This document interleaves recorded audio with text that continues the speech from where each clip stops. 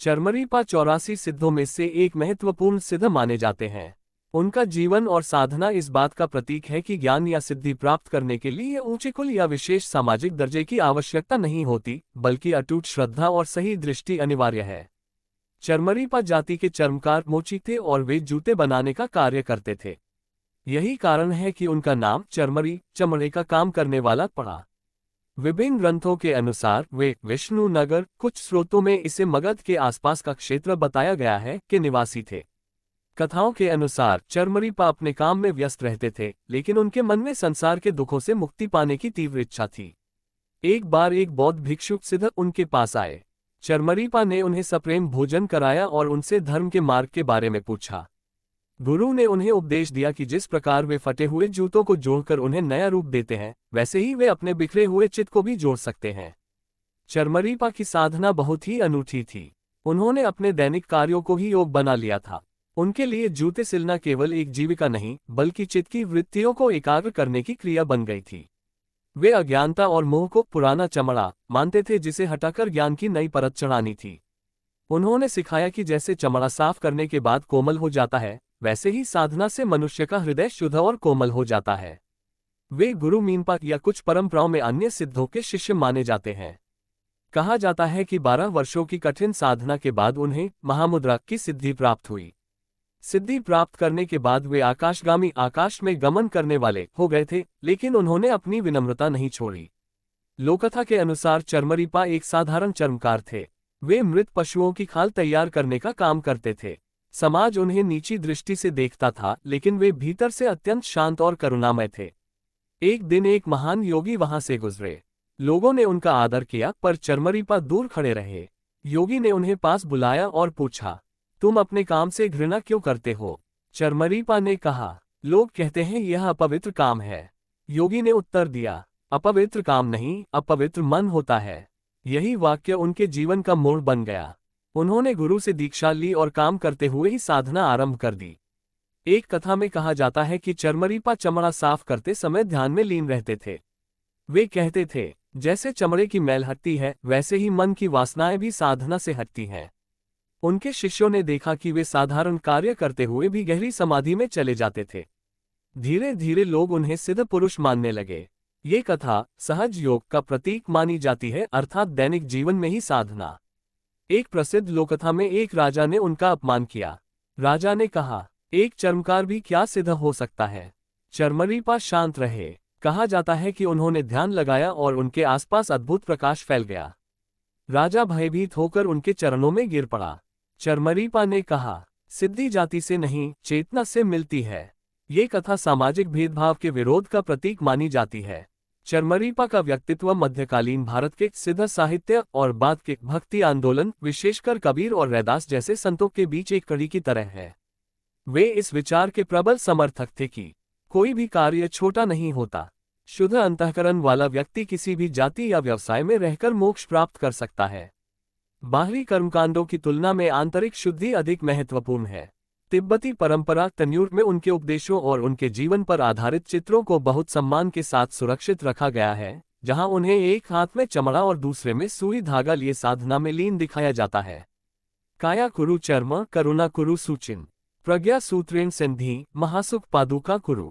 काया कुरु चर्म, इस शरीर काया को ही चमड़ा समझो। करुणा कुरु सूचिन, अपनी करुणा को सुई बनाओ। प्रज्ञा सूत्रेण संधि, प्रज्ञा सच्चा ज्ञान के धागे से इसे सियो। महासुख पादुका कुरु, और जो जूता पादुका तैयार हो वह महासुख का अनुभव दे। जेहि चित्तु संभरी तेहि फलुल्लहि, कम्मा विनान मुख चरमरी सहज कही। जेहि चित्तु संभरी, जिस प्रकार चित्त का संभरण एकाग्रता किया जाता है, वैसा ही फल मिलता है। कम्मा विनान मुक्त, जब साधक कर्म और विशेष विज्ञान तर्क के जाल से मुक्त हो जाता है। चरमरी सहज कही, तब चरमरीपा कहते हैं कि वह सहज की स्थिति में पहुंच गया है। गुरु वचने चर्म विशुद्धम मैल विनाशी सहजहि, भनाई चरमरी गुरु पसाए गयन पहे विहरी सिद्धि। गुरु वचने चर्म विशुद्धम, गुरु के वचनों उपदेशों से यह चर्म, शरीर और मन शुद्ध हो गया है। मैल विनाशी सहजहि, अज्ञान की सारी गंदगी सहज रूप से नष्ट हो गई है। भनाई चरमरी गुरु पसाए, चरमरीपा कहते हैं कि गुरु के प्रसाद कृपा से अब मैं गगनपथ, आकाश मार्ग या उच्च चेतना में विचरण कर रहा हूँ। गुरु सुई धवा सिस चर्म कावा, जो संधई सो पावई महासुख पावा। अर्थ, गुरु वह सुई और धागा है जो शिष्य रूपी चमड़े को मोक्ष की पादुका जूते में बदल देता है। जो गुरु द्वारा दी गई इस संधि योग को समझ लेता है, वही महासुख को प्राप्त करता है। चाम संवारत मन संवारो, भीतर का मल धो, बाहर जग अपवित्र नहीं, चित विकार ही खो। भावार्थ, जैसे चमड़े को साफ किया जाता है, वैसे ही मन को भी साधना से निर्मल करना चाहिए। संसार अपवित्र नहीं, मन के विकार ही बंधन है। हाथ करे चर्म का काम, मन रहे शून्य समाना। सहज नगर में जो बस, ताही सिद्ध पहचाना। भावार्थ, साधारण काम करते हुए भी मन को शून्य और जागृत रखा जा सकता है। वही सच्चा सिद्ध है जो संसार में रहते हुए सहज अवस्था प्राप्त करे। जाति न पूछे ज्ञान की, चित जहां निर्वाण, चाम छुए तन बाहेरा, भीतर बुद्ध समान। भावार्थ, ज्ञान और मुक्ति का संबंध जाति से नहीं है। बाहरी पेशा कुछ भी हो, भीतर बुद्ध स्वभाव विद्यमान है।